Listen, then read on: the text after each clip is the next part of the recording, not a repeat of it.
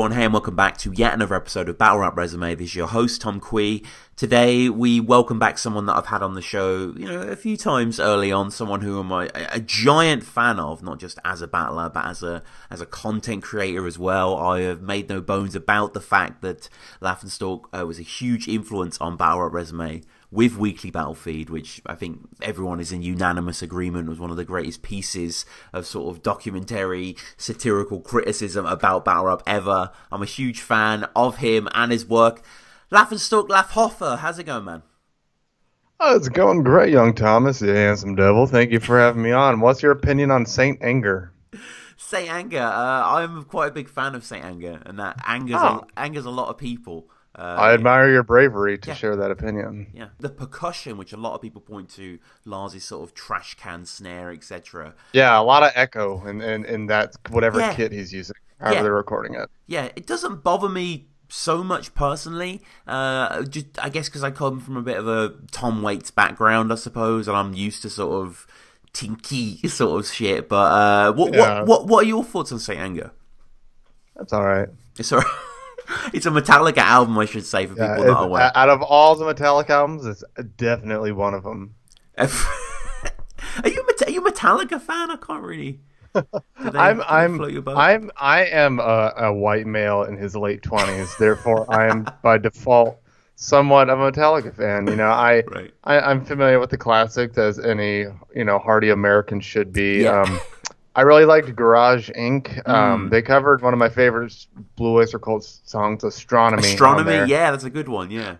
So I'm a big fan of that, and I mean they're fine. They're I can accept them as an American institution. The day they die will be it's like Weird Al. You don't know who Weird Al is or any of his songs, but he's important. Oh my God, yeah. But Metallica is like the Weird Al of metal. Yeah. Yeah, they are. They definitely are. I have this alter ego, as some people might be aware as well. Check out Alpha Metallica. That's why I brought it up. Yeah. That's the extent of my Metallica fandom. Is I will listen to you talk about Metallica. Thank you very much. Yeah, I had the original bass player's father on the show, Ray Burton. So definitely check out. Cliff Burton's dad. He was at the Hall of Fame induction for him. He was. Yeah, he's like their ambassador to Cliff's untimely demise there. But we're here to talk about battle rap, LNS. But I guess part of the appeal with your stuff is the deviation into rap. I'm a huge sucker for especially that 90s, maybe with the slight Nickelodeon haze, you know what I mean? Like that sort of era.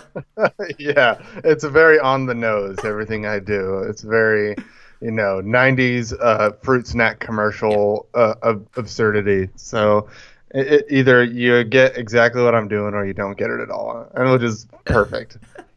In terms of the foundations of your style as well, we went in depth on this on our first Battle Rap Resume episode, which was number 39, which we actually released the 4th of October 2016. So, wow, we were so young. That was 18 months, a long... We didn't know what we were doing. This was, we went through everything there from Tino to Tox Chemic to...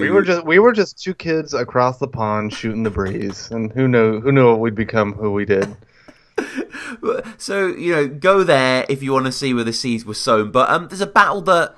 So the last battle we covered was Jeffrey, and there's the battle after that, but unfortunately a battle that I sort of missed stupidly. I know you don't really want to talk about it, but J Money, how was this? It's not that there isn't much to discuss. It's simply that was for my home league, Power and Respect in Central California. They've always treated me well. I've battled for them literally a dozen times. The majority of my first battles are for them, and they said, "Do you want to battle? Come back. We'll offer you so and so." They're offering me names. Started talking about money, and I said, "Look, I'll battle the no pun intended, the kind of laughing stock of the league. The kid everyone picks on, the kid everyone gives crap to. His name's J Money. He started battling when he was 14. I think when I battled him, he was 30. But he was always kind of the butt of the joke. But he was on every event. No matter how awful he did before, he was always improving and doing better. I said, look, I want to battle J Money for free. He's a good kid.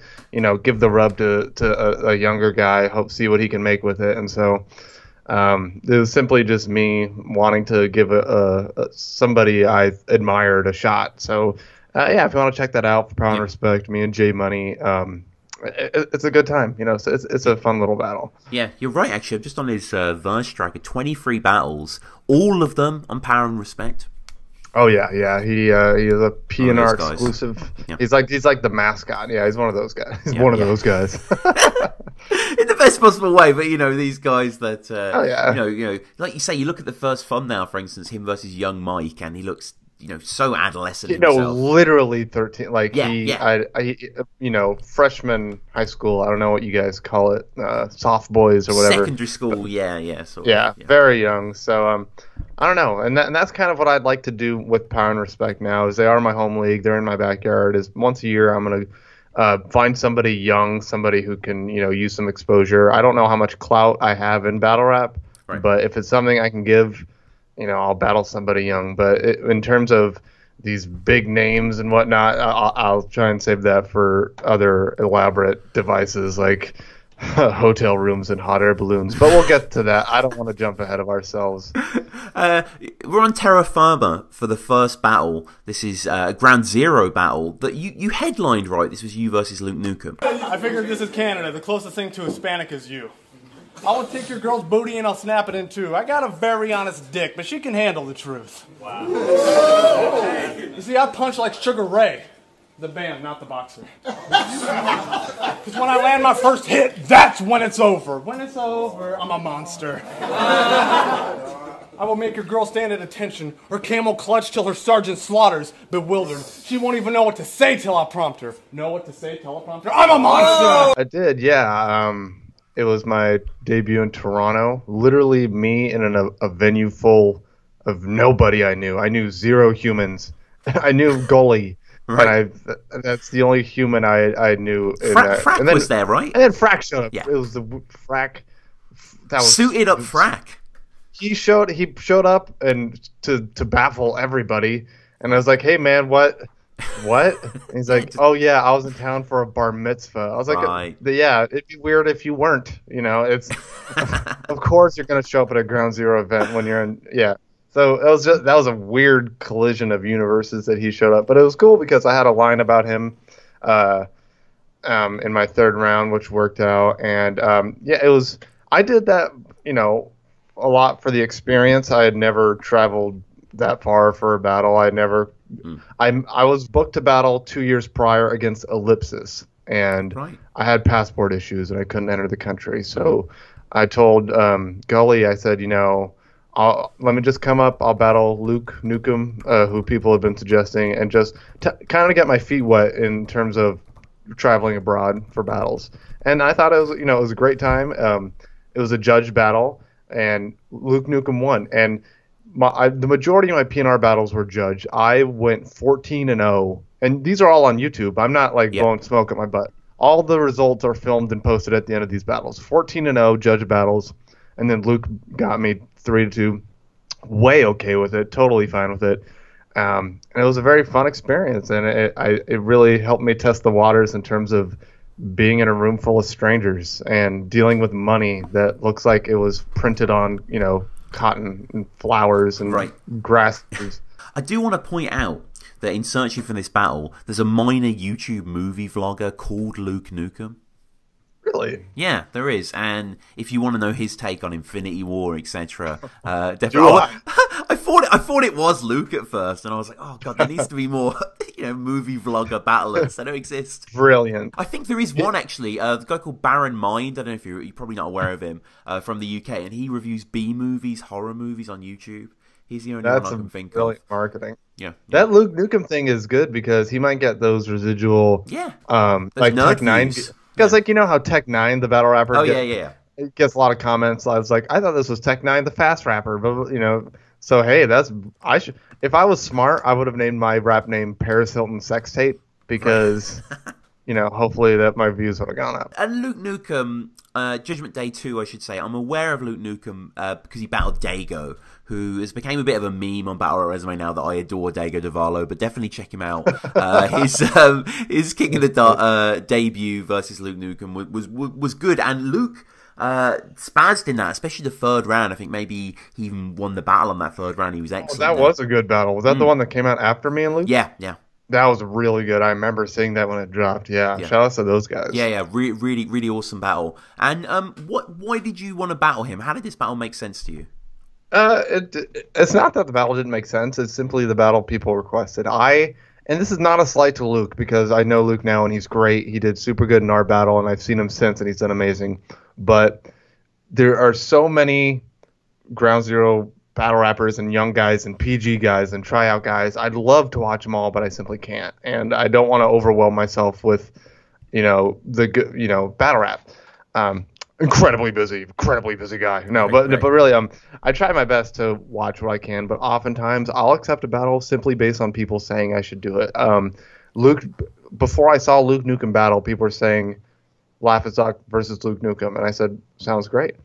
I'm supposed to go to iBattle and battle this gentleman named Dale Denton. I hadn't watched a Dale Denton battle until maybe 6 weeks ago, but I agreed to battle him earlier this year because that's what people wanted. You interviewed who's now somewhat of a friend of mine, Cannell, and in the video's labeled calls out Laughing Stock, and in the video you say, "Do it, Brett. It'll be good." So I hit up Cannell and said, "Hey, man, we should battle. I haven't seen you, but if Tom's telling me to do it, then basically if people tell me to battle somebody, I'll do it. I'm very easy. Yeah. I'm incredibly easy to book." And you versus Dale Denton as well. I've seen quite a few of his battles. He was on King of the Dart recently, and he battled Red Flag as well. He's a cool writer. Oh, absolutely. And, I wouldn't battle somebody I don't like, as gay as that might sound, because people love blood, thirst, and grudge matches and character assassination. I like to battle people I like. So people will suggest people. I'll accept it unknowingly who they are. And they typically turn out to be good writers, good performers, and so far good people. So, I have no problem going out to iBattle and facing Dale Denton. I had a good time against Luke Nukem, and I'd love to go to the UK and battle Cannell. Although, he has become a friend of mine. God, we're getting way off topic now. No. A gentleman by the name, I believe you're familiar with him, named Moss Prob hit me up saying he saw the hot air balloon and he's like, "We should battle." And I said, "I know who you are. You are hilarious, sir, and that is a big honor, and that sounds like a good time." So, it's if you express interest in me and are aware that I exist, let's do business together. The standards are low, but in the best possible way, man. That is an attitude that every battler should have, and it is delivered on a great set of battles here for us to go through. Like you say, you battled in hot air balloons, for God's sake, and we shouted Saurus, had him on the show recently, went through that as well. But I'm sure we'll. That was a great episode, by the way. Please check that out if you haven't. The Saurus and Tom Part 2. What a legend! What a privilege to have him on. Now let's get into Luke's rounds, and the internet loves you, he says. And he has quite how would you describe his presence on stage? He's kind of quite jocular, quite energetic, right? Well, first of all, the internet loves you line really threw off my brother, because I have one sibling, and my older brother knows I battle rap. He's not involved in battle rap scene at all, sure. But he watched it, and the first thing he said was like, "The internet, who is the internet? People love you. Are you loved? Are you beloved somewhere?" And I was like, digitally, sure. You are. Yeah. So he was baffled. He's like, "This guy's opening with how much people love you. Like, I have no idea what's going on in your life." I was like, "Yeah, me neither." But Luke opens really well. He has the Backstreet Boys line. "I don't care who you are, where you're from, or what you did." That was hot. And I think he set the tone really well. I don't remember if he went first or if I went first. I think he did. Yeah, but, he did. Yeah, he kicked the floodgates open in the best way possible. Yeah, he had some nice stuff here. Mastodon versus Padawan. In the building on the pad I won. I didn't. When you say it like that, I don't. I didn't realize in the pad I won. Padawan. I had no idea he was forcing such gravy, such goodness. But I mean, if he was forcing stuff like that, he did it smooth as butter, because I didn't notice, and I was enjoying it the entire time. So. Sometimes cramming rhymes is actually style points more than it is cringeworthy, and I think he got the style point end of that one. British and American culture, pop culture, are pretty similar, obviously pretty different in a lot of ways as well. And one of the things that I've never got that everybody in American comedians always rave about is something that Luke Nukem talks about what is your opinions, Laugh and Stalk, on Saturday Night Live? All right, so okay, well, let me preface my answer with a question is do you not do you watch SNL? Have you ever watched Saturday Night Live? Yeah, no, I'm not really asking about the bar. It's just the show itself. I've watched a lot of the sketches and don't really find it that witty. Okay, so that's the thing is you're familiar with the program, just not, and that's totally understandable. Is you're just not a fan of the actual humor. SNL was a big trendsetter. It debuted in the 70s. Oh yeah. And George Carlin hosted the first episode. It was the first sketch comedy, really groundbreaking and edgy and envelope pushing program for American TV back when we had 4 channels and they were doing and saying all sorts of naughty things, and it launched a lot of careers. So that in itself is kind of an institution. It's not as good as it once was. But it's an important sketch comedy program. It's just a pioneer more than anything. It did it first, therefore it's important. It's kind of like our legendary talk show host is Johnny Carson of the Tonight Show. The Tonight Show is important because Johnny Carson made it important, and that's kind of what sketch comedy is here. Is Saturday Night Live invented American sketch comedy? Therefore, we must respect it to an extent. So yeah, SNL, L&S, SNL line. Went over well. Yeah, it did. Yeah. Giving L and S and L on this Saturday Night Live. Yeah, that was hot. Yeah. And I said that in a battle, but worse. I had an SNL, L&S line like a year before, and I'm sure he hadn't seen it. And I don't blame him because my line was inferior to his. So shout outs to Luke Nukem on that one. You start off with rest in peace to the reason you're here. Shout out Caddy Ron. Oh yeah, absolutely, Cadillac Ron. I don't know if it was a story I told on my last episode with you, but I'll keep it brief. I've told it a lot. Is battled Cadillac Ron. Saw him a while later he played in a show in my hometown. He said, "Has King of the Dot hit you up yet?" I said no. He pulled out his phone. 6 weeks after that he pulled out his phone. I had my King of the Dot prove yourself. He was a judge. He showed up. Didn't have to. He heard I was there. Everything I do now, talking to you, is due to Cadillac Ron. So yeah, for sure.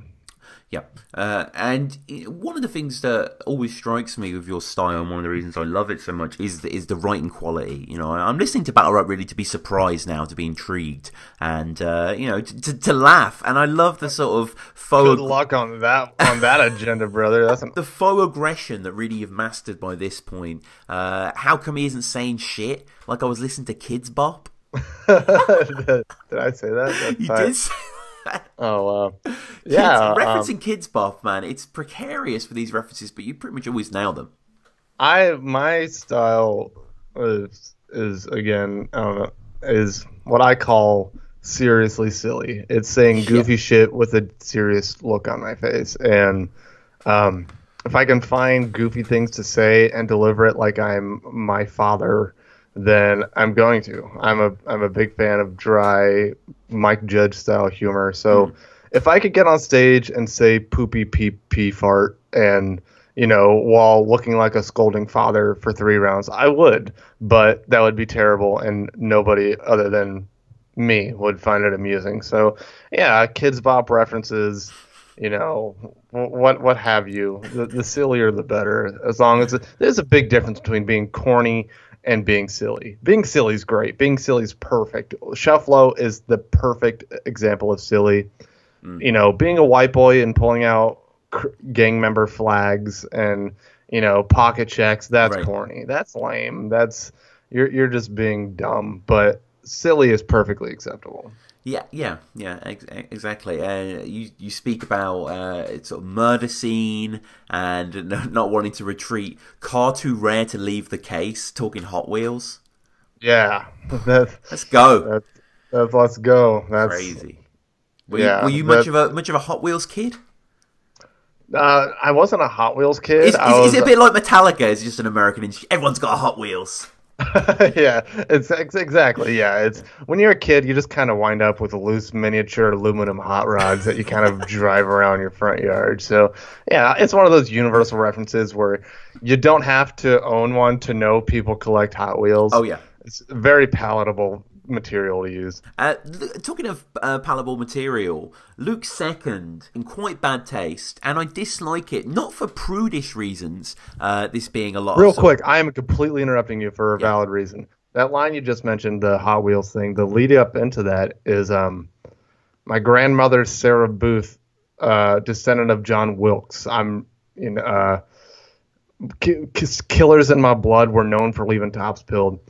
John Wilkes Booth is the man who assassinated Abraham Lincoln, and a lot of people claim to be related to John Wilkes Booth.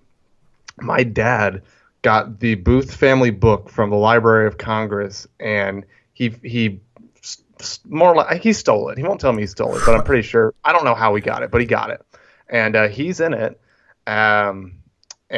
So is his siblings, and so is John Wilkes, and so that's a real line. Is John Wilkes Booth is in my family tree, and then my dad wrote my brother and I's name in it because it was printed before we were born and completely ruined a very expensive book. Okay, I'm sorry. Continue. Shout out John Wilkes Booth though. First of all, why? Oh my God! Why? No, I mean in a historical sense. Shout out to John Wilkes Booth. Oh man! What a horrible thing. He did. They were watching. I think we're talking about him. Yeah, I guess you're right. He knew about crowd reactions to a certain extent because. Oh my God! No, because he was aware. He knew the play. Our American Friend that they were watching. Abraham was watching from the balcony, and he knew the funniest line, and that's actually when he shot him. He knew when the laughter would somewhat mask it. I don't think it masked it at all. Oh, is that real? That is real. Yeah. I thought you were saying he knew crowd reaction because he murdered a man in front of everybody. I'm not endorsing, Shout out to John Wilkes Booth. He knew crowd reaction. Holy moly, that was great. And thank you for educating me in the process. I didn't know the fact you were leading to either. What I was saying, Luke's round is paedophilic, kindergarten. And friendship and pills, like a Netflix and chill sort of idea. It doesn't really get a reaction, fair to say. The pedophile stuff is a very thin line to walk, and all my opponents walk it, and I admire their bravery. I mean, it's easy targeting. I've heard it every battle, but the fact that people, there's no like tongue-in-cheek diss to any of my opponents with this. I get called a pedophile a lot, which is probably not everyone can say. Right. But my opponents continue to do it, which is brave because they have to know I've heard it all by now. And, that type of material is really iffy. It's kind of hit or miss. If you're in the wrong direction, the crowd might turn against you. Math Hoffa had to deal with that recently with the I'm cocking the 12 like a pedophile line. So it's fertile ground to walk on in a rap battle, but people do it, especially against me. Sometimes it works out, sometimes it doesn't. Yeah, and here I felt there were no real wind in the sails, and he picked stuff up in the second. Very honest dick, but she can handle the truth. Got a very honest dick. I'm sure that's a joke I heard from my uncle. Yeah, it sounds like something John Mayer would say in a Rolling Stone interview. Like exactly. That's something that fucking Pete from Fall Out Boy would use as a pickup line at a bar. Oh my God. Sometimes these lines are just antiquated jokes reworded in form in rhyme form, which is fine. If there's a new audience for it, fucking go for it. Yeah. And I, as we said before, love the reference game. Snapping with the head like Earthworm Jim. Wow. Yes, snapping with the head like Earthworm Jim. I used and when I wrote it, I said, okay, this sounds like it's been said before, and if it hasn't, then I'm confused as to why not. So I wrote it and I stuck it in my round. Come to find out, after I used it, I looked it up.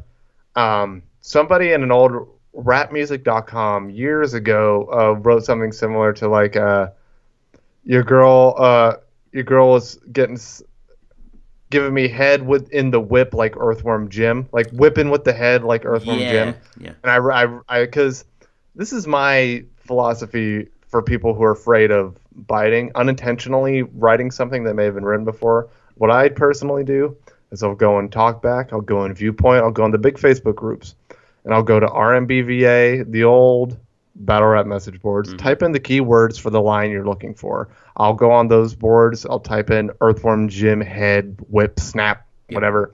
If things come up, it means either it was quoted because it's been used and it was good, or it was transcribed because it was in a popular battle. If it doesn't pop up for either of those reasons, it's fair use. If someone said it before you, it wasn't hot enough. I did that after the fact because that line was bugging me. And I was like, okay, somebody said it's different. So, I was happy with it. I was fine with it. Yeah, I like that testing of the sort of barometer to a certain extent. And like I said earlier, I don't watch battles as much as I probably should. Sure. And so I kind of have an ignorance and bliss when it comes to writing, where if I write something someone has said in the past, I'm oblivious and I feel guilt-free because I'm completely unaware.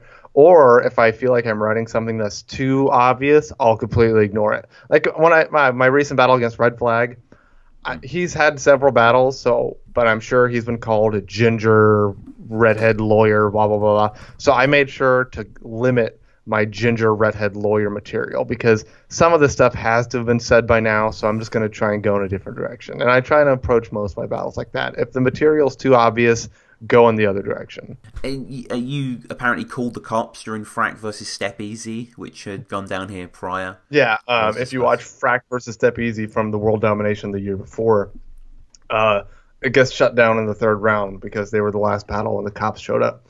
So yeah, I said that I was, it was one of my misdirections. I really liked misdirections, which was who do you think called the cops during Frack vs. Step Easy? And I was pointing at Luke while approaching Frack, and I said, yeah, it was me. I did. If I can't have fun, no one's allowed to. Because I was supposed to battle Luke on that. I was originally offered to battle that World Domination.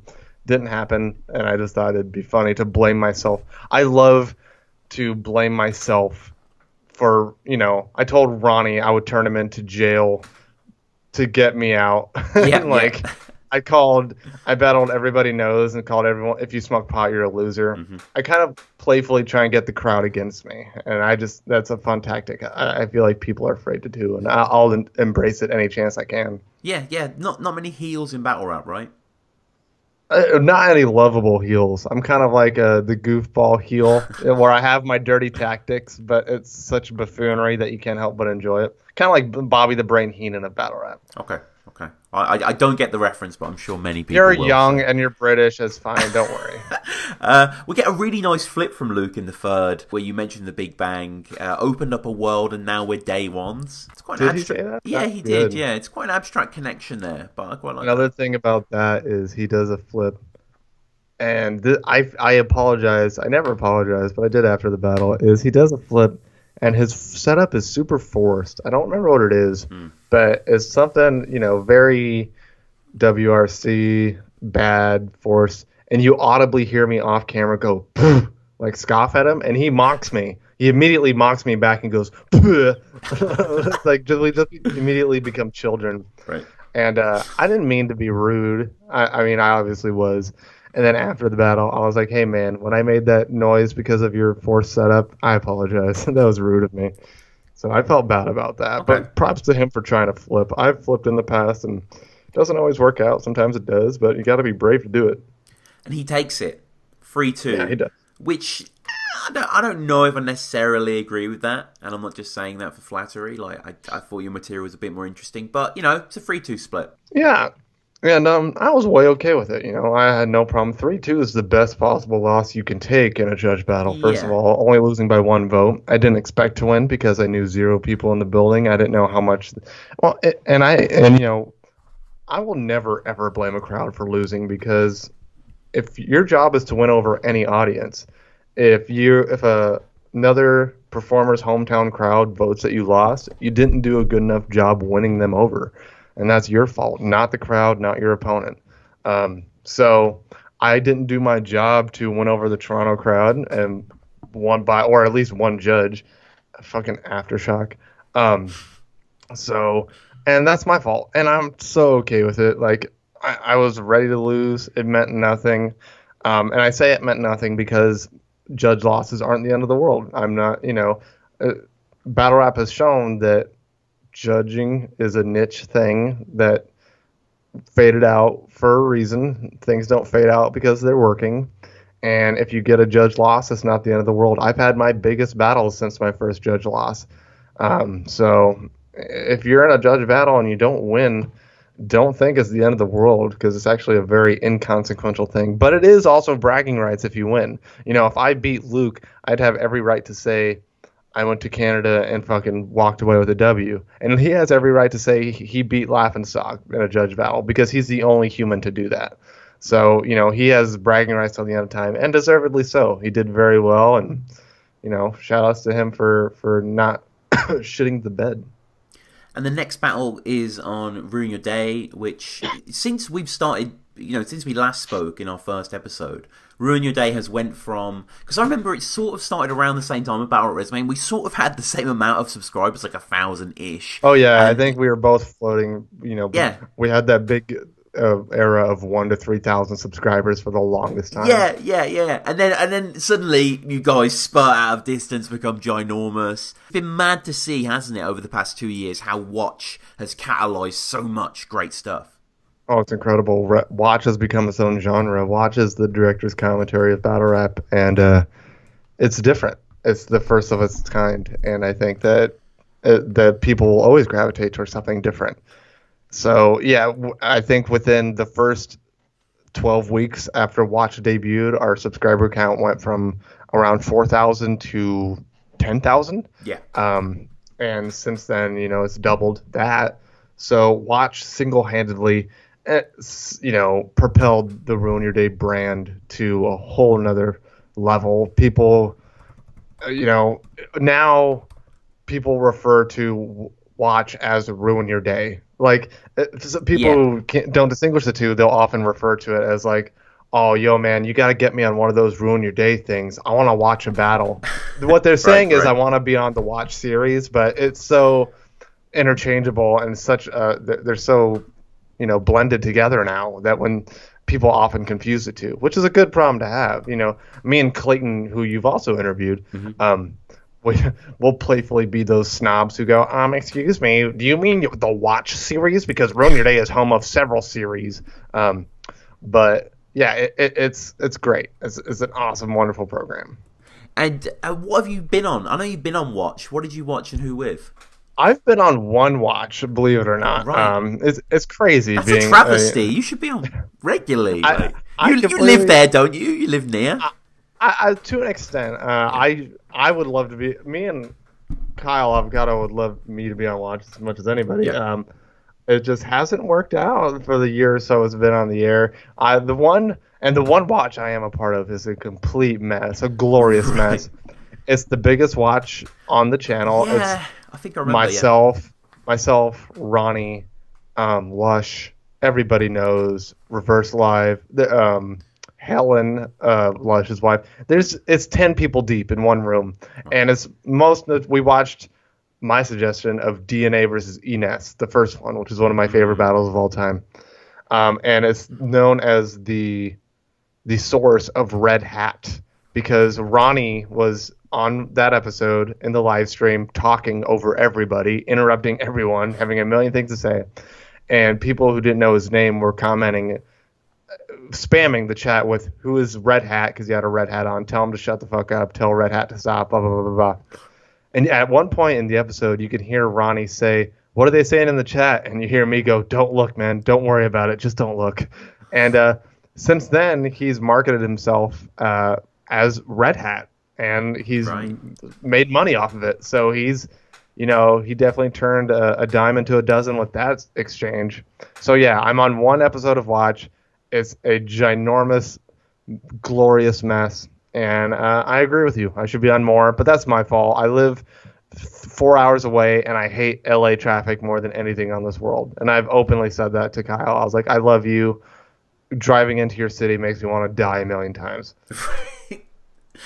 Yeah, and obviously all us Brits want to go and watch if ever Avo comes over as well. Definitely, there's just... Because I feel like Don't Flop gets short shrift on there. People don't really seem to care about it. Oh, yeah, and that's the thing is... I mean, Avo loves it, but it's just the guests don't really. And, yeah, it's the guests and the audience. Soul versus Raptor was a very big deal. Yeah, you're right. That was Saurus was amazing on that episode. Yeah, and I feel like for all the cold shouldering the UK audience had gotten from the Watch series for the first year, it's like, okay, guys, we're gonna make it up to you. Soul versus Raptor, we're gonna make it an event. It's 2 hours long. All the guests on it are top tier. We're gonna, discuss it thoroughly, and it's crazy because when he promoted that, the Ruin Your Day Facebook discussion group got a lot of new members, and as a moderator, I checked them out. At one point, there was 20 pending friend requests, all from the UK. And when you ask to join the Ruin Your Day Facebook discussion group, the question is, who is the current GOAT? And I think 15 of the 20 said Soul, and like a few others said like Big K and Hollow. Right. But it was an overwhelming amount of people from the United Kingdom who love Soul, and like us Ruin Your Day guys were like, "Yo, this Soul Raptor thing's a big deal. The Brits care." Mm-hmm. So that was awesome, and I'm glad that finally happened. Yeah. Soul is just. He's always been my favourite battler, pretty much, and I think for a lot of people it's never going to change. He's incredible. Shout out Soul on the latest Mastermind as well versus Bloodstro. Bit of a whitewash in the direction I'm sure that you can predict. So we get a hotel battle on the Ruin Your Day channel. You and E. Farrell versus Esem and Carter Deems. Over there. My view is sober clear. I could battle you in the bathroom, I wouldn't give a shit, bruh. Ooh. Carter, your style, I might jack it, but you the one getting zipped up. Yo. And we got freestyle pros over here. But on cam, it's the amateurs. Uh-huh. So we're gonna take the piss out of this battle. Like a catheter. Nakaya might be here, but you know it's still a massacre. And if there's a bitch outside, you know I'm going after her. What event? Was this a Blackout 7? Yeah, that was at Blackout. Esem and Carter were on the card. Esem battled Chrome. Carter did a 2-on-2 with Cheddar Cheese against Marv and Quest. I was there with Ruin Your Day. Farrell was there because he's the man. And this is all an E. Farrell idea. E. Farrell also came up with the 5-round, 16-bar round setup that he did with Dunch. An amazing format that should be used more often. Yeah. So Farrell's kind of just like a battle rap genius in terms of creating little things here and there. And he said, we're going to do I'm showing up. We're going to do a freestyle battle. We're going to be silly and dumb, and it's going to be fun. So I was down coercing Carter and Esem, who are in battle rap, those are my two absolute best friends. And getting them to do it was a bit tough. They were like, I don't know, man. I was like, come on, it'll be fun. Nobody cares. So we get them agreed to do it, and the room is full of battle rap legends. Yeah, from everybody in the room's a battle rap name. Mm-hmm. And then I think I knew I wanted to go first because I wanted to set the tone of, look, please don't take anything we're about to do serious, but please accept the fact that it's fire. So me and Farrell went first, and I feel like he and I set that seriously silly tone I mentioned earlier right away. Carter and Esem have the same sense of humor as us, and it's just probably the most pure fun battle I've ever been in or ever will be in, because it's the most carefree environment and the most laid-back atmosphere, and you really can't ask. And 3 of my favorite battle rappers are in it with me, and I get to watch, so I couldn't ask for anything more. Yeah, I love the vibe in here, as you say. Like there's moments when you realise how many battle rappers are in there, because you see like A-Ward and DNA and Swave Sever and everyone in the back, and then when the camera pans to Carter, you see Cortez in the corner just chilling. It's there's legends off camera. Cortez is there the entire time. You can't even see him. It's really fun. It's really sort of ramshackle. And there's a lot of good lines from both of you. And that sort of freestyle element to you, is that quite freeing to perform that way? Oh, absolutely. Battle... excuse me. Talking to your soothing voice just sends me through puberty all over again. Yeah, it's fun because, when you're in reciting your writtens mode, it's really hard to jump off that train track and shift into a solid freestyle just because your brain is so preoccupied with remembering your stuff. You've been there. So, I have. but going into it knowing you're not reciting a Memorex card full of pre-written rhymes, you could just kind of go with the flow and BS about stuff around you in the room it is freeing. It also is a bit more intimidating because if you don't see anyone around you is wearing a silly pair of shoes, you might lock up and look even dumber. So it still has its intimidation factor, but at the same time, you're allowed to kind of cut loose and you have permission to suck to an extent. When you're freestyling, you kind of have permission to suck. Yeah. So that helps. Yeah, there's a nobleness to it because you don't see it often, especially from guys of your sort of stature. And this is, I remember this dropping and just being so excited to see it. And I think all of you deliver, especially Carter though. This guy is just he's a fantastic. freestyle god. Yeah, he is.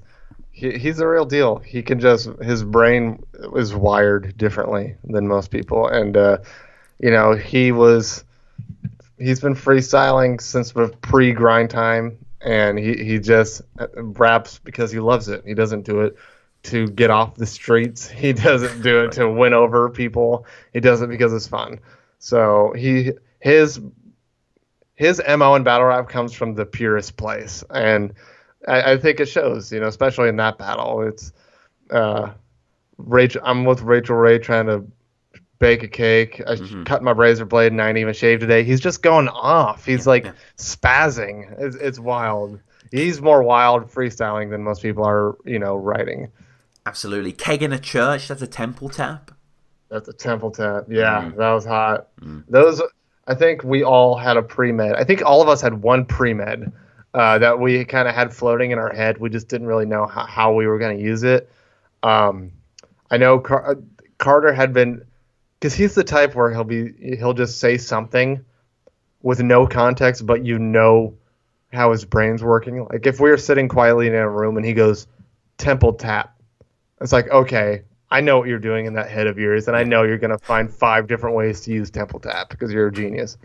And so, yeah, but his brain knew to go straight to that, how to make it a hot punchline. It's crazy. Yeah. Long nose like a horse face. Haymaker of the year. Swave goes crazy for that. Yep, that's a bar. Any battle rap publication that came out that year and didn't have that as a part of their line of the year category, I immediately lost respect for. So I lost a lot of respect for a lot of friends that year when they didn't include that line. Tons of great stuff here, including you're referencing a sort of BRR counterpart. The man Witty Smitty in his news. Oh, yeah. Witty Smitty is not necessarily a photo negative of you. He's like an off-white. You guys are both just genuine, respected journalists, with equipment, and you know what you're doing and you're professional.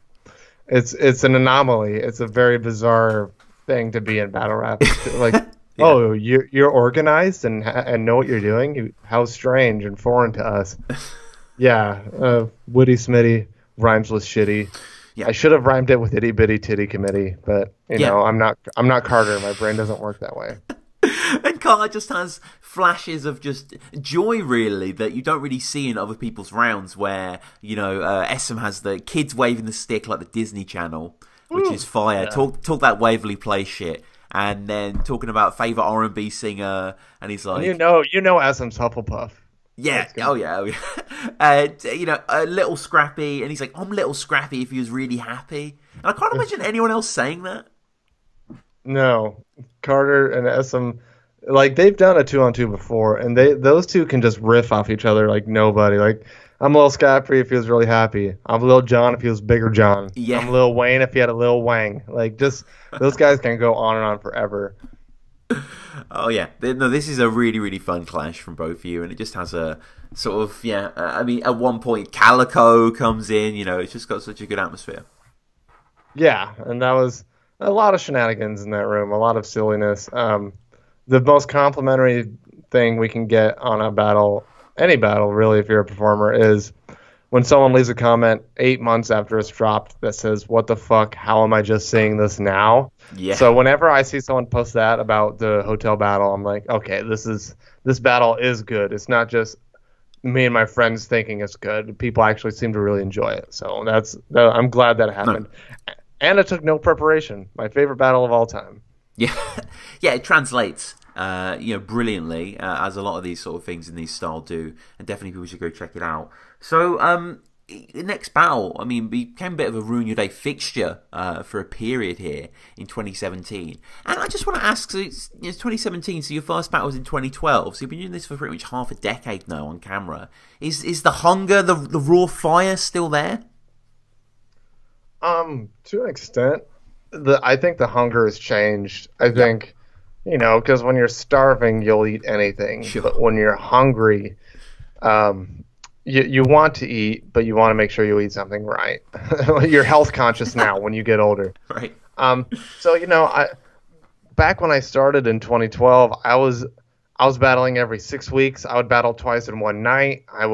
It didn't matter. It's just quantity over quality. I'll battle whoever, whenever, wherever. And now I have the bit of a luxury. I'm not a big star at all, but I do have a bit of a luxury to where I can be a bit more picky choosy, and I can find people to motivate me in the right direction.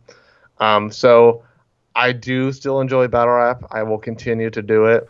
I'm not going to be as eager to just be on camera like I used to be. Like, I'm not desperate to be seen as I once was, but I am just as intrigued to be different and push my limit, because I've done 30 battles.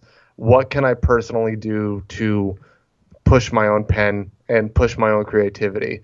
So forcing myself to grow is a different type of inspiration, as opposed to, hey, I battle rap now, I'm going to go do it next Tuesday. It's a different type of hunger. You're an Asian skater who raps. You could probably use a change. How about you switch it up to Christy Yamaguchi main?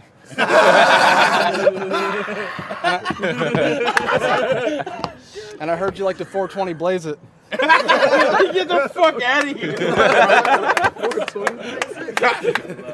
You are so fucking cool. I bet roll up some perps, smoke before work. You have broke all the rules. And this battle with Everybody Knows then is when Ruin Your Day, I don't know if this is the first one maybe, but definitely one of the early ones when they started putting on their own battles in these exotic locales. I love the rooftop setting, lush at the front, a cast of stars really in the backdrop, Ilmac, Fredo, Reverse Live, Malafian. Like, it's, it looks like an awesome time. Oh yeah, it was really fun. That actually day was the first quote unquote, Ruin Your Day battle day. Because it wasn't an event. There was no flyers. It was just kind of a private thing. Yeah. But in the dark room, which people like the watch thing now called the Ruin Your Day setting. If someone says, I want to battle so-and-so in a Ruin Your Day setting, it means the dark room, where Reverse Live battled Geechee Gotti and Ronnie battled Human. Yeah. So those two were designed for the dark room. And then the funny battle, because Kyle is so smart and he knows without it being explained to him, he goes, the bar guys need the quiet room because that's where bars are appreciated. The funny guys need an audience because the crowd is what makes comedy battles. So he got everyone that was there that day, everyone he just named, and we went up to the rooftop of Avocado's apartment during sunset, and it was like, this is the funny battle. This is the fun one. Everyone be silly, have fun, laugh. This is the atmosphere a humor battle creates. It's the antithesis of the last two we just filmed. So the setting was perfect. We had the right cast of characters, and it's California, so everybody is a character. California has a lot of shitty elements that makes it kind of unbearable to be here at times. But when it comes to battle rap, the people that it spits out are just the most real life cartoon characters you'll ever meet. So, and I think a lot of them were in attendance that day, and it just created a really good vibe and a great backdrop. Your great grandmother would have been 140 today, you say in the intro. Yeah, I don't know. I just thought it'd be funny because people always shout out, shout outs to my nephew, it's his birthday. Yeah. Shout outs to my great granny who's been dead for, 25 years. She A would few have been. generations. She would have been far dead now.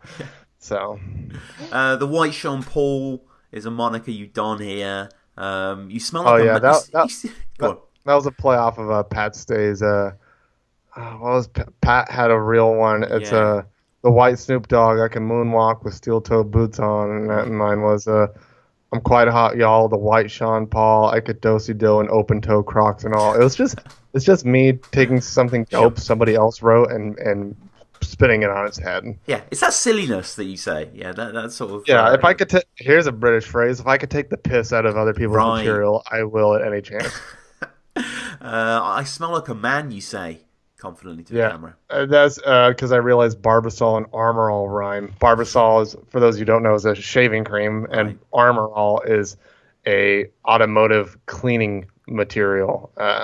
It's just when you realize things rhyme, you just make it work. Like I realized a year ago that radiator and baby maker rhyme. I haven't used it yet. I don't know how to make them rhyme, but I know it exists, and I'm sure I will someday. And everybody knows who kind of made a return recently with a few battles. Like this guy, huge impact on the scene, right? Low key, a bit of a legend. Oh, the GOAT. He is, one of the most underrated writers and personalities in battle rap. He is so himself. He's one of those guys where he's so unique and has his own voice and his own style that he gets lost in the shuffle in terms of people that kind of carve their own niche and made a name being unique, which is rare and weird and doesn't always amount to success. Sometimes the most successful people sound just like 8 other dudes. They just do it better. Everybody knows sounds like everybody knows. And so he has his own voice, and it's a shame that he's not bigger because he's fucking, we call him the GOAT for a reason. He's just fucking amazing, and he has a vocabulary and a way with words that not every other battle rapper would dare approach. So yeah, he is very underrated and criminally underviewed. Yeah, I mean, it's been around since the very, very early days. His first actual upload on YouTube is in 2007 versus Parlous on Scribble Jam. So yeah, this guy is been embedded in the scene from the. Oh yeah, he has he's been in the game forever. He has a resume too. He battled the Saurus on the ground, and I think he's battled Disaster. And yeah, he battled Disaster in 2009. Yeah, he battled Fredo as well. Yeah, so he's got the resume to back it up, and which makes it even cooler that he'll fly to LA and battle N Stalk on a roof. It just shows how cool of a guy he is. Yeah, he actually battled versus Skyle was his partner just on Verse Tracker versus Reverse Live and someone else in a 2-on-2 in 2010. I'll have to watch that. God, yeah, I need to get this guy on the show. Actually, this is pretty impressive. I didn't. You would realize love it. He's incredibly intelligent, and I think that he is one of the few people that you as Tom K would have nothing in common with, but your wits would match indelibly. I look forward to it. He has quite a conversational, dense style. It's captivating, but it's not as punch-driven. It's more the way he's the architect of it, Real quick, also, I know I mentioned earlier about how all you really have to do is acknowledge my existence, and I'm willing to work with you. When you interviewed Clayton on Battle Rap Resume, I was familiar with your program, but that was the first episode I listened the whole way through. And at one point you said, I love Laughing Stock. If you're listening to this, come on the show. I think I messaged you that night or the next day, and I said, hey, man, I'll be on your show. Thanks for telling the world I'm a person. And that's how our first interview happened. So, yeah, if you just kind of say my name 3 times, I'll appear. But yeah, EK has a very dense style, and it's great. Yeah, it is. You sort of, you do the stuff we said before, going in on, how he likes to 420 blaze it.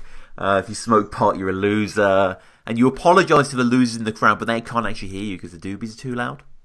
Yeah, exactly. That was me being the playful villain. That was my agenda. I kind of wrapped the whole battle around that. Is if you smoke pot, you're a loser. And I apologize to all the losers in the crowd because I knew everybody there would be pot. And I don't even hate pot. I mean, I don't hate weed that much. I don't smoke weed, and I never would. But I like the idea of being a guy surrounded by weed smokers who hates weed. That character to me is funny. It's like being the hypochondriac at the hospital. Sure. It's like you know that guy's miserable. So I like to, if that's the voice of dissension I can be, I'll be it at any given time. And all in all, what are your thoughts on this battle versus Everybody Knows? I love it. It was great. It was an honor to battle EK. We tried to make it happen multiple times. I mentioned in the first round, I was supposed to battle him, I think, like 3 times, and it just never happened. So the fact I was able to get it out of the way, because that had been on my bucket list for 2 years. It's like, I get to battle Everybody Knows. And that carried on for 2 years. So I was like, okay, it's really happening this time. So getting that battle to take place was just awesome. And that was all Avocado. He didn't know we had been offered in the past. He offered it on his own accord because he thought it was a good idea, just like other promoters have. So I'm glad it happened, and EK's the man forever. The next battle is a modern classic, really, in my eyes, just for the ambition of it, the innovation, and the writing is also exceptional.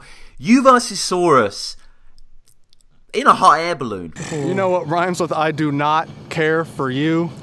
Hot air, fuck you. This battle's got me feeling like Scott Hall today, fam, catching bodies in the air like it's a fall away slam. You left Cali to count cards. What an awesome game plan. What, the 831 just ain't as fun to Monterey Rain Man? Your diet consists of a pile of chips, and I ain't talking about the casino. Got Big Brother fighting for the power of veto. I'm running through it a game, God mode without a cheat code. You're the best battle rapper 4 hours from Reno. All right, so you know how when people say, oh, this is a dream come true. Right. What they mean when they say that is, this is a goal I've been working towards that is happening. That's what they mean when they say it. An actual dreams don't make sense.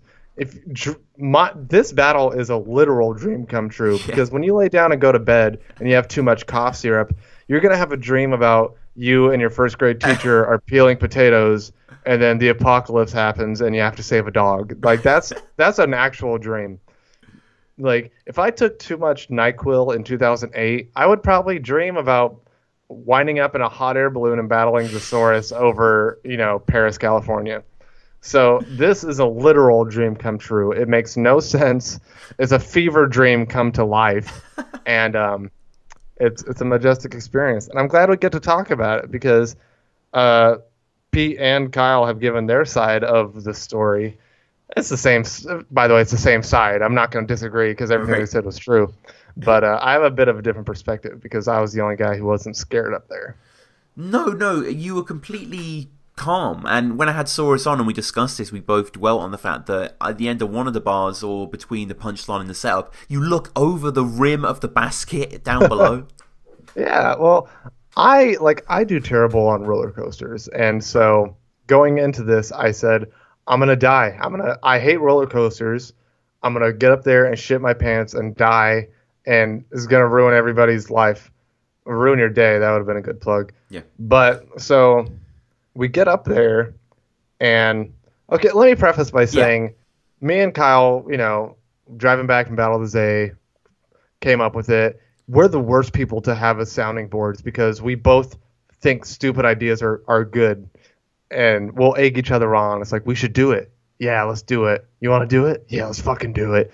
No matter how bad it is. Because a hot air balloon battle isn't cool. Like, it's not a good idea at all on paper. Like, if you write that down on paper, nothing about it makes sense.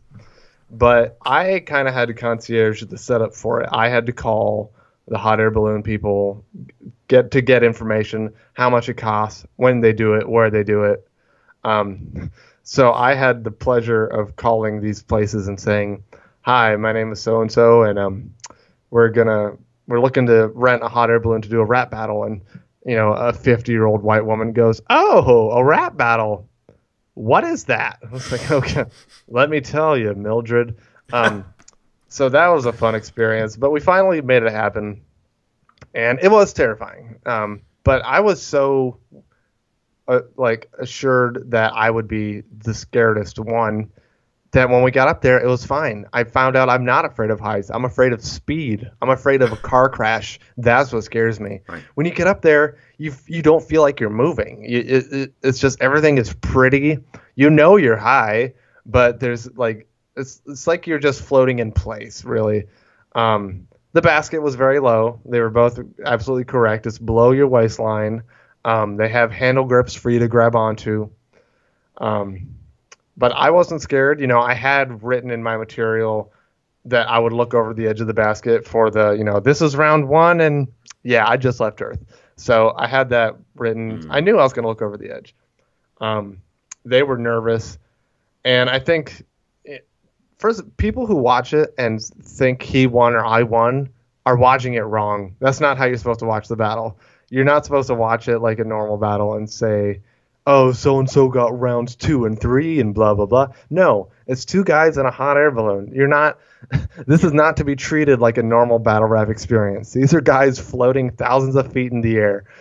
Please watch it upside down and backwards and view it accordingly. So, the sun sets behind Saurus's head in the second, or rises, I should say. It's so pretty. It's so beautiful. Yeah. The most aesthetically pleasing. Actually, no, the Saurus and Bender is the most aesthetically pleasing, but it's just the most it's not audacious, but it's awe-inspiring almost. Maybe it's because I was in the balloon. I think that's why I feel that way. Yeah. But the landscape's beautiful. The scene's beautiful. I'm so glad that happened. Yeah. It's an unbelievable experience, and it really looks wonderful. The mesas opening up before you as well. The sort of Paris, did you say, California?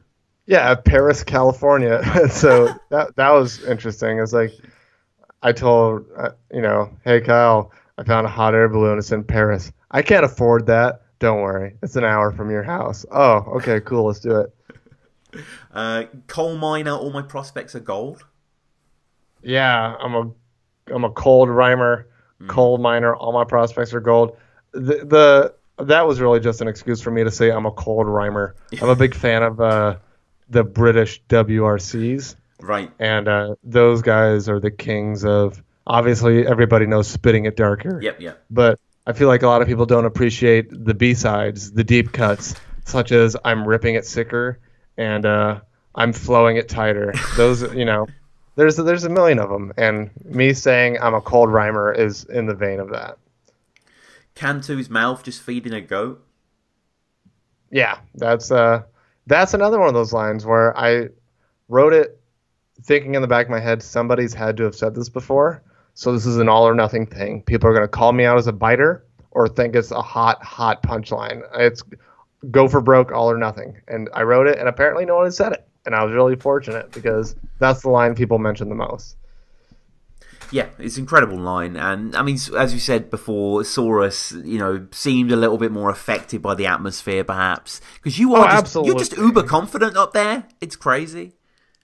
No, not at all. No, I think the fact those guys were so scared, I had to hide it. Like, I felt like they were nervous. So if I pretended I was chill, it would rub off on them, and they would think, oh, Brett's calm, maybe we should be too. Although that's not how it works at all. That's not how fear works in general. And it's so not fair because say you're battling somebody. You're not afraid of snakes. Your opponent is. Before the battle, you each get a 6-foot-long python placed draped over your shoulders, and you start battling. You're going to look better no matter what because your opponent's terrified of snakes and you're not. So I think the Saurus had, better material than me. I just feel bad because I know how terrified he was up there. And you again, with him, you really can't tell either. He's not shaking in his boots. He's clearly standing very, very still. But yeah, I was a bit more comfortable, a bit more swaggy, had a bit more movement, and I just look like I'm really in my element when really I'm pretending to be in my element so my friends don't get scared. I love Pokemon bars. I do love Pokemon bars, especially early Kanto era Pokemon bars, and your sort of ghastly tattoo stuff. Oh, I'm Kanto exclusive. I'm almost 30. To me, there is no 152 and beyond. Damn. Okay. Yeah. So, and the Saurus tweeted before the battle, every Pokemon bar is trash. Yeah. So I wrote, I'll leave you with a nasty ass bruise that looks like a ghastly tattoo. That's a Pokemon bar. I know how much you're a fan of that move because he hates them. Right. So that was just me subtly getting under his skin. Yeah. And fan of that move, like Pokemon moves. I don't know. Was that intentional? What my rhyme scheme? No, as in a Pokemon's attack is called its move in the game. Yeah. But I don't know if that was. Oh yeah, no. Too much Pokemon. Yes, that was the move, as in a Pokemon attack, and the tactic I was using in the battle. Fire. Layers, Fire. Onions. Yeah. Round. The battle is crazy, really, and I love how you sort of say sick of people saying I end my rounds awkwardly, and then you do just that. There's just a sort of wry eye wink that's very satisfying. So after the battle, were you all just sort of like really happy, elated as you're ironically going down? Yeah, that's the thing, is we just got to enjoy.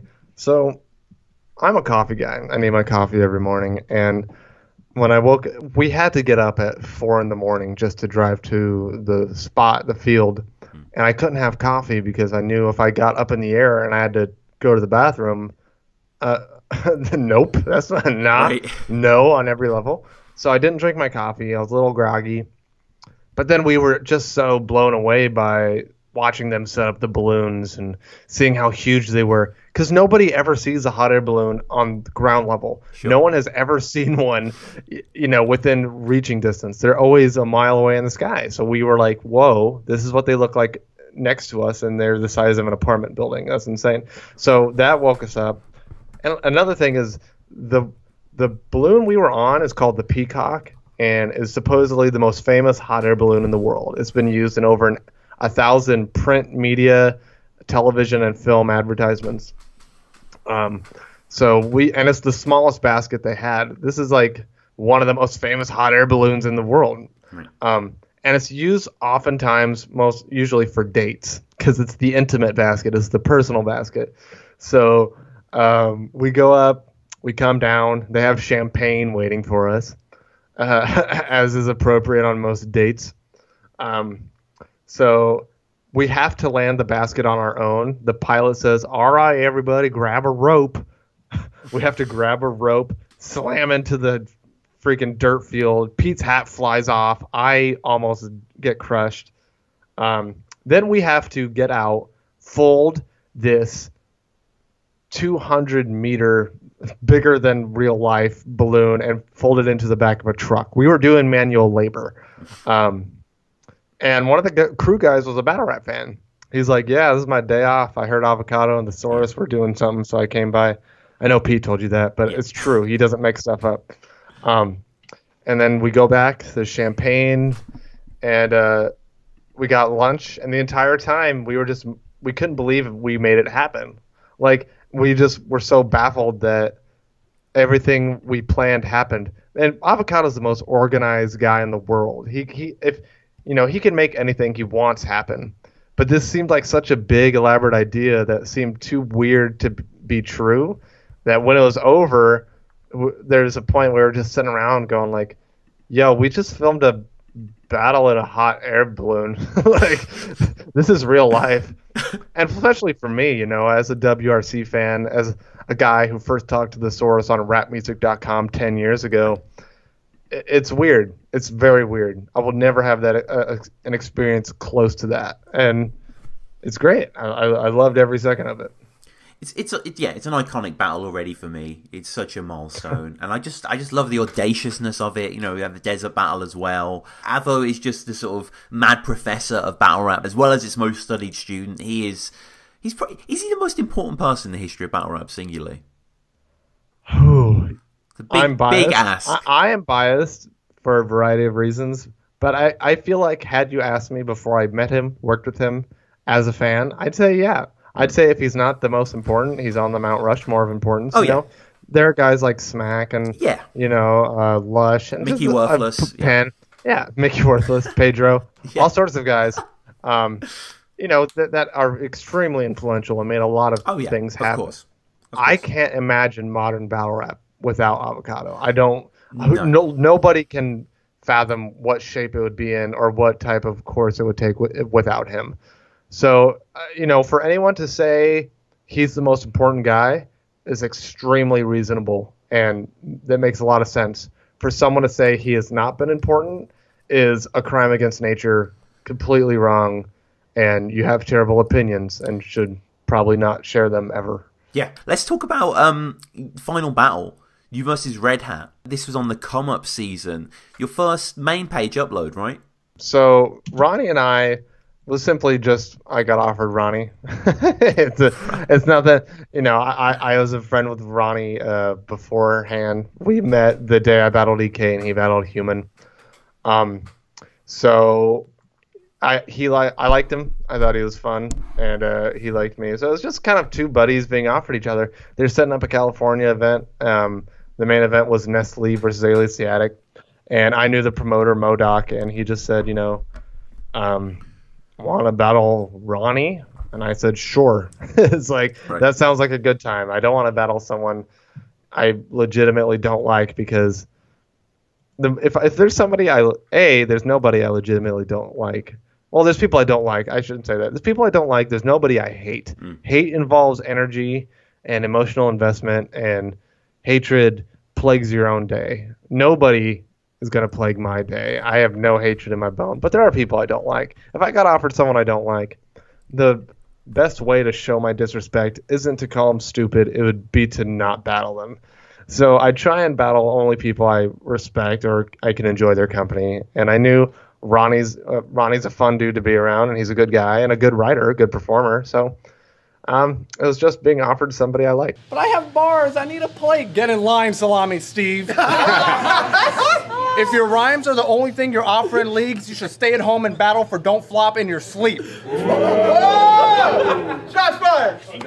Salami Steve. You see, my style's unorthodox like a regular Jew.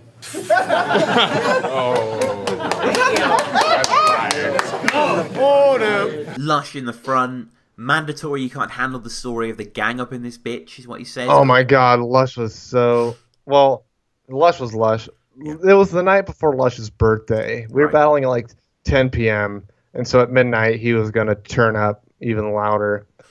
And so everybody was kind of rubbing their hands together waiting for Lush's birthday as much as they were any battle on the card. And it's great because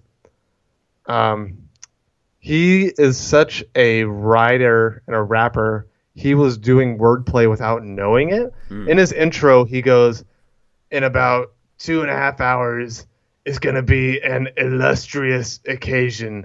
And he said illustrious. I don't think he meant to do a lush wordplay. I think he was just talking words, and he happened to do a wordplay on his own name. And just because it just, cleverness falls out of his mouth.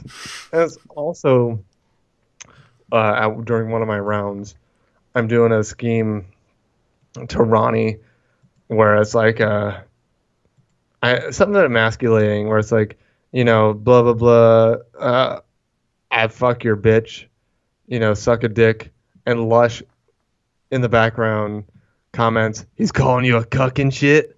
He just talking. He's just talking in the background of my scheme, and he's doing multis off of it without even trying. Like, his brain is just so wired for battle rap that he enhances things he's around without even noticing it. Mr. Keep a Glock at your mama's house is part of your intro. Yeah, and that was because when I write for battles, I try and isolate little things, little nuances. And my nuance for this battle was, I'm going to do an intro, and then in my third round, I'm going to do a run it back all the way back to my intro. I'm going to go beyond my first round. Because some people will run it back and, they'll start off earlier in the round. Nobody's ever run it back the furthest possible distance you can, which is skipping past your first 2 rounds all the way back to when the host said who you are. So I introduced myself as that simply because in my third round, I wrote the Keep a Glock at your mama's house scheme. So it was me working backwards. I wrote my third round, had my quote-unquote brilliant idea, which didn't turn out that well, by the way. I thought it was brilliant at the time, idea, and it influenced my intro. You're wearing a Barry Sanders shirt, who I have to say was a bit ignorant, so I did a bit of research. He was a Detroit Lions player. He's known as an elusive runner, is that right? Oh God, you are looking up American football for this show. Your commitment is It's just a beautiful. Google search. It's all good. Oh, I know, but still, you literally wrote down Barry Sanders, Detroit Lions on a I'm text document curious. on your Yeah. computer. Yeah, Barry Sanders is the most exciting probably the most exciting player in American football history. He was a running back for the Detroit Lions in the mid '90s.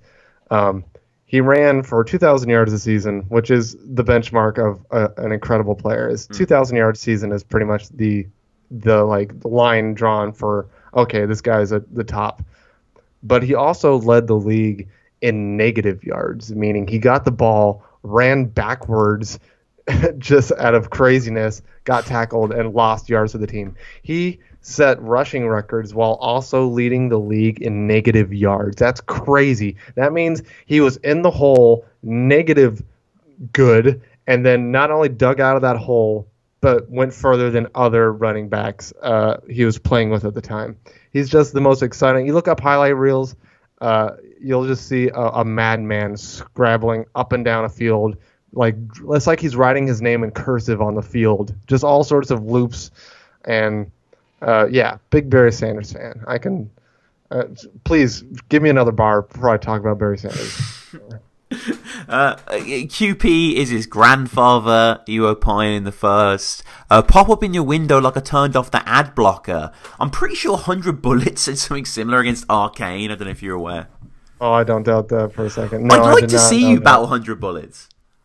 That'd be fun. Yeah. I feel like I'd have a good time with 100 Bullets. He's more ironic now, I think. Yeah, I think this new 100 Bullets has a bit more irony to him that would really mesh well with Laughing Stock. I don't know if he battles anymore. But no, I'm not sure. If I got offered him, I'd be like, because I occasionally do get offers that just aren't exciting. It's like, hey man, we'd love to have you come out and battle our league champion Dave. It's like, cool. But no, if I got offered 100 Bullets, I'd say, oh, that's interesting. That is definitely a non-generic, non-boring person to write for. And there's a King of the Hill mention by Ronnie in the first that you love. I do love King of the Hill, and I think Ronnie knew that. So he was playing to my sensibilities. Another line, the most play to Laughing Stock sensibility line ever was against the Saurus. And I'm about to explain a lot of nonsense to you right now, Tom. I battled Pete, and he said, something, your fate's been decided. I'm the son of an animal, James Laurinaitis. So James Laurinaitis was a football player for the Los Angeles Rams, which is my favorite football team, and Pete knows that. And he said son of an animal because James Laurinaitis' father was Animal, who was a member of a tag team called the Road Warriors in the WWF in the late 80s, and he knows I love wrestling. So he crammed my love of wrestling and my love of the Los Angeles Rams in one line because he's the GOAT. Yep. But back to Ronnie, yes, he wears a red hat, and I love King of the Hill. He never got any white-skinned friends, Ronnie's saying in the second. He calls you a white dog. There's a lot of very clever stock flips in his second. I was pretty impressed. Yeah, and that's kind of like the pedophile stuff where my name has been flipped so many times. People who do it now severely run the risk of treading territory that's been done before or losing the audience with something bland. And Ronnie, flipped my name very well. He did, and I was a little bit, I don't want to say disappointed in Red Flag, but when you guys battled and he sort of clowned on your name and he was joking that it was like, oh, laugh and stalk. I can't remember exactly what he says. It's like, laugh and stalk. It's like, giggle and rape. Giggle and rape. Giggle and rape is what he says, yeah. But I'm like, isn't that the joke? Like, I don't really understand the bar here, because that is the joke. That is kind of the joke, yeah. I don't mean to be the Brit being like, isn't that the joke? But it's like... Oh, you doing an impression of a British person is my favorite. my new favorite thing I've ever heard in my life. Yeah, that's true. My name is a very tongue-in-cheek. My rap name is a very... It's a brilliant name. I love the name. Yeah. Well, growing up, the only people can describe me as funny and creepy. And so those, and I was, like I said, I was a big fan of the Saurus. I think your rap name it's a display of your creativity.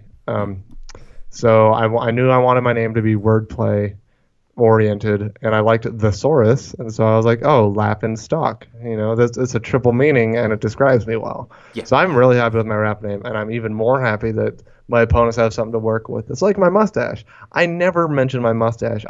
This is the first time in an interview I've mentioned my mustache. But the reason I keep it, and the reason I keep it so unkempt and wild, is because it gives my opponents something to really write about. I want my opponents to do well. I want them to have material to write for. I want them to make the crowd laugh because it gives our battles replay value. So as long as I'm battle rapping, I'm going to have... I do shave my mustache occasionally, maybe twice a year, but I will try my darndest to have it in full effect for a battle because I want whoever I'm battling, I want their material to hit. I want something to fight against, and I want our battle to have replay value. Yeah. The all in all, though, the Red Flag battle hasn't came out yet. It's still on the pay-per-view. I think by the time this will be released, it might be out on the channel. How did that go? It went very well. I was very happy with it. Red Flag, he had a lot of buzz going into it because he had the battle before me was his King of the Dot debut, which was a headlining battle on a GZ card, and it went straight to main page. So, you couldn't, for a guy getting your feet wet in a new league without being a pre-established name, that's really the biggest treatment you can get is top of the flyer and a main page bump on your debut. Clearly, you're not just some tryout scrub, working his way up the ladder. He really established himself in iBattle and in other leagues, I think No Coast. So I knew, and it was East Coast. He drove there. So it was his neck of the woods, and it was fun, man. I did pay-per-view commentary with Marv the day before, and if you watch the battle, you will see that Marv is still very much my my partner in crime during that battle. He is the best hype man I've ever had, and I think he really adds a great level of energy and fun that if I don't provide it, he certainly does in that battle. And let's talk a little bit about you becoming the commentator then on the pay-per-view. We've seen your dalliance with it for years, really, with, I guess, Ruin Your Day, doing the stuff at the bunker, and obviously Weekly Battlefield, etc. How did it come about you being sort of solidified in the position? I did the pay-per-view commentary for every bunker event except for one. Earlier, or when the bunker was active that summer, I think it was the summer of 2016, they needed a commentary host. So Dan or Chris couldn't make it, so I filled the void. And after that, I worked every event. I was at every bunker anyways. Just I knew I would be there in general, no matter what, if I had a role or not. So I think Kyle was just kind of like, "Hey, man, you want to do commentary? Sure, why not?" So I did. I started doing commentary at the bunker events, and then. Yeah, just at some point, King of the Dot needed needed a commentary host again, and they knew I had done it before. I got hit up to do goalie versus Gannick. I just did Blackout. So it's people can talk about how they need a plate and how they have bars and how battle rap is politics. All I did was make Weekly Battlefield. I made a show that nobody else I thought was making, and it'd be funny if somebody did. And that show has done more for me in terms of my battle rap opportunities than my battles have. But Weekly Battlefield got me doing commentary. It got me paid flights to other countries. It's done a world for me. So, I think, 2 weeks ago, getting drunk with Marv 1, and being shouted out in Chilla Jones versus Iron Solomon is solely due to the fact that I had a webcam and I wanted to do sketch comedy. So, yeah. I don't know. Battle rap's weird. Life's weird.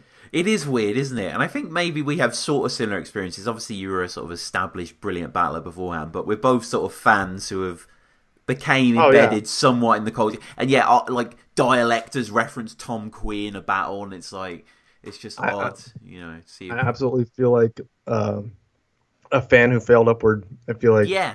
And a lot of people, I'm sure there's a lot of entitled people in battle rap who feel like they've had a valid opinion and they've deserved respect longer than they should have gotten it. I'm I'm not one of those guys. I feel like I'm a fan who slips through the cracks, and the audience doesn't realize they're betting on the wrong horse. I'm like, do you guys you guys know that like I just took a nap for 8 hours and I missed work, and you guys are calling me a creative genius. I think you guys are all have terrible opinions. But no, man, your soliloquy, and I think you beat Briggsy 2-1. Thank you, man. I appreciate that. I'm sure you're sick of hearing that. Yeah, yeah. I'm sick of thinking about it. Yeah, it haunts me. It still does. But have you ever had, besides your the stuff you do with definition, which I think is more like a general conversation, have you ever had an interview get turned around and talk about you? Let's talk about you. Yeah, we could talk about. I did a soliloquy episode about our resume. You did, and I listened to that where your boy interviewed you. Yeah. But that doesn't count. That was a gimmick, and no, that doesn't count. I'm talking about a Laugh and Stock interview that becomes, what is Tom doing at, what time is it, 7:30 in the morning there? Yeah, 7:30 a.m. right now. What town, where do you, you're in Britain, do you live, what town do you live in? Is it Duncanshire? It's Oxford. Oh, you live in Oxford? Yeah. It's beautiful. It is very beautiful. Have you ever been to England? No, I've seen many postcards. Right. Yeah, it'd be. I think you'd fit in. I think King of the Ronalds would be the natural fit. You versus O'Shea or something. And I feel, I feel like the American counterpart to King of the Ronalds is No Coast. Definitely, yeah. And I've been meaning to battle for No Coast forever, and everybody says, "Oh, No Coast is that's your lane, man. That's your home." Yeah. And I do feel like King of the Ronalds would be a good time. Again, man, I literally know 3 people in the UK, actually 4 now. You, Canel, and Moss Prop, and I'm down to have an argy-bargy with any of you guys. Actually, the 4th Brit who I just met a couple weeks ago is your best friend in the world, Right. He and I ended up crashing in the same hotel room. Oh yeah, of course. He was at the event, wasn't he? Someone posted at the event, and I'm sitting there at the commentary table going like, all right, that's a weird thing to troll people with. I look up, and there he is, and I was like, oh, what? Oh, that's not a joke. So I took a picture with him. He and I end up crashing in the same hotel room. He leaves before I do. I have to go back to my room to get some belongings, and he messages me and goes, hey, bro, I'm not going to do an accent. Right, hey, right. Do you see my studs, like his earrings? And I found them, and I have to mail them to him. I actually just mailed them, and I was at home thinking, like, dude, I'm mailing his earrings. Like, this life is the weirdest life I could have picked, for sure. That's crazy. Yeah, what an odd collision. But yeah, it was cool that he was out there. Was he getting love? Was he a pariah or? Yeah, I think, no, obviously he had his backlash, with reason. Yeah. I think the UK scene kind of underwent its rebuilding process due to decisions he made or didn't make. And I think the audience, overwhelmingly was pretty vocal and pissed about it. But for him to fly across the country unannounced and show up at a King of the Dot event, Mr. Suck My Dick King of the Dot, to pop up unannounced, it was such a bizarre situation that nobody understood, that caught every human there off guard. You couldn't help but be happy about it. Like, it's not a situation you get pissed about. Like, you see him go like, oh, there's oh, he's here. It's the Suck My Dick guy. It's just like, what? Like, it was so baffling that you just immediately went to confused joy. And yeah, I mean, people were happy to see him. They were startled, but there didn't seem to be any tension once it was made clear he was there. It was just this blissful form of confusion. It's like, use confusion. It's super effective on everybody. Taught that Kanto shit. I told him that his opinions on you were bad. Right. Does he have bad opinions on me? Oh no! Didn't he say that you were a jerk or something? Did I remember he? somebody. Oh, right. Was it Somebody said something mean about you, and it bothered me. Oh, it wasn't It was, what's his name?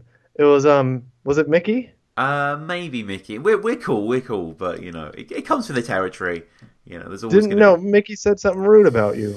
You can say that. If you guys are cool now, you can I say think he you called said me like a something culture vulture and stuff like That's that. what it was. Yeah. Okay, excuse me. Never mind. I'm confused. Has no opinion on you. No. Mickey seems to do better now, Yeah. according to you. Yeah. Mickey's cool. Mickey's cool. So, what is 2018 looking like for you, battle wise? Are you planning to do more or? I'm trying to fight Mickey Worth. No, I'm not even gonna say that. No, if you guys are cool, I'm cool with him. I like Mickey Worthless. He seems like a nice guy. Who don't you like? I'll fight him. Is there anybody in the scene you don't like? No, they're all fantastic people. Yeah, I've never met a Brit I didn't like, which is a shame because I'm sure you've met several. I have no plans. I've gotten some really fun offers that probably won't come to fruition because I'm incredibly busy and incredibly indecisive. I'm going to have a rematch with MC Dammit. I recently battled MC Dammit in the first ever crowd participation battle, a concept that I came up with at the world famous Comedy Store in Los Angeles. It's the home of several HBO specials. Everyone's played there, Chappelle, Carlin, Pryor. So MC Dammit and I did a battle where we both wrote 3 rounds, and left in blanks. And on those blanks were nouns, verbs, and adjectives that we wrote on flashcards and had the audience fill out. We then read them aloud in the battle in real time, and the cards were provided without context. So we went up to stoners and hoochies in the crowd and said, "Hey, write down a type of car," and they would write down car, and then in MC Dammit's second round, he's rolling around in a lawnmower because that's what the person wrote. And it's the most ridiculous battle you'll ever see. It's extremely fun. At some point, I call myself the Liberace of Puffing Piff because somebody wrote down Liberace on a card and I had to read it. It's shenanigans galore. That's coming out. And then MC Dammit and I are having a rematch for Power and Respect, my home league. We're doing that sometime this fall. It's not going to be a traditional battle either, just because I don't like to do those all the time. But we don't really have a concept yet. I like to think of new things, such as the audience participation battle. I'm thinking he and I both like The Simpsons. I think we might do the first ever Simpsons bars battle. But that's to be determined. I don't want to do a traditional 3 rounds, your mom is gay battle. I want to do something a bit sillier, a bit more fun. And maybe not sillier, just something different. But outside of that, I'd love to be a part of King of the Dot's World Domination. I'm pissed because Chalked Out is having an event with a lot of my friends, my North American buddies, flying over to the UK. And even my European buddies like Canel is a part of it as well. That's right. So I just see this flyer released with all of these friends of mine. And this was like the week after Moss Prob hit me up and said, we should battle. And I'm like, man, what a missed opportunity. I really crapped the bed on jumping on this card. So hopefully I can wind up out there and you and me can go and talk about if David Mustaine's overrated or not. Yeah, well, exactly. It'd be good to bring you over here, man, and show you a few places in London, especially. It's not my hometown by any means, but there's lots of interesting stuff. Have you had to host an American yet? I haven't. No, but as a personal chore as a part of a battle rap event. I'd love to be. I haven't, no, but I'm probably doing a Battle Rap Resume battle event in Oxford in September. So yeah, count me in. Yes, yeah, I'll cover your costs. We can get you versus Most Pro. But yeah, so I will be doing that. I will probably be hosting a few people who are coming over here to stay. So yeah, that should be quite interesting. But announce the full card right now. No, I'm sure you don't even still, have yeah, and it's still in the early days. I wouldn't be shocked at all because you're incredibly organized. Yeah, it's still in the early days. That's awesome, man. I love it. The thing is, I follow quite a few podcasts, like for instance, my sort of Metallica counterparts, Clint and Ethan. They do a big, 2 Americans Nashville musicians do a Metallica podcast. They've done a few meetups where they get people just to come to a bar and whatever. So I kind of want to do a Battle Rap Resume meetup / we'll have a few undercard battles and whatever. So yeah, if you listen to this in the future, there's probably going to be some more information on the Twitter at Battle Rap Resume. Get in touch with me as well, battleresume@gmail.com. Patreon, iTunes, please leave us a review on there. Laugh and Stalk, how do people get at you? Your social media, that sort of stuff? Yeah, if you want to find me on the internet, Don't. All right. I think there are some. I mean, Ruin Your Day at least to subscribe to might be some sort of gesture. Yeah, subscribe to Ruin Your Day. Feel free to join the Ruin Your Day Facebook discussion group, youtube.com/Ruin Your Day, twitter.com/Avocado is God. That's his real username. Twitter.com/Damn It's Clayton. And let's see, youtube.com/BattleRapResume, Instagram @BattleRapResume, Facebook @Tom Quay, KWEI. KWEI, that's right. And any of those avenues you can contact me at. All right, well, as always, this has been a pleasure to speak to you, man. Thank you again for coming on. Thank you for having me. Absolutely, anytime you want to have me on, if it's available, which it probably won't be, I'll be there.